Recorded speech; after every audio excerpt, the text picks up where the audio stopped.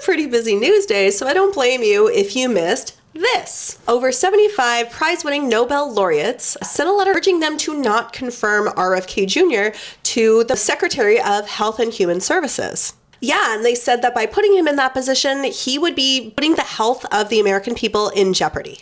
So firstly, they said that RFK Jr. lacks credentials, right, in medicine, science, or just overall administration, which, I mean, everyone that Trump has nominated has a lack of credentials, but whatever. But they also said that he was unfit to lead the department responsible for protecting public health and funding biomedical research. Placing Mr. Kennedy in charge of the Department of Health and Human Services would put the public's health in jeopardy and undermine Americans' global leadership in health sciences.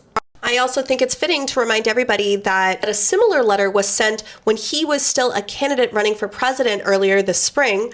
Many of the people that he used to work with on different environmental causes, and basically they urged him to drop out of the presidential race because he was spreading misinformation and conspiracy theories, and they also said that he was a danger to public health. RFK Jr. has falsely linked vaccines to autism, right? And made lots of money off of doing so. Rejected established science showing that HIV causes AIDS, and suggested without evidence that the 2020 pandemic was targeted and spared certain ethnic groups.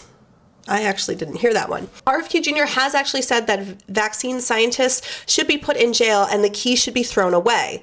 The laureates also noted that RFK Jr. has been a belligerent critic of the agencies that would fall under his purview, including the FDA, the CDC, and the National Institute of Health. Now, in my opinion, I don't necessarily see that as a bad thing, because you can be a critic of something and still want to fix it, right? Like, me, for example, a huge critic of the EPA and the FDA and our government in general, but I don't want to destroy it. I want to fix it. So I don't necessarily know if that's like very good criticism. This is the first time in recent memory that Nobel laureates have banded together against a cabinet choice. The group really tries to stay out of politics whenever possible.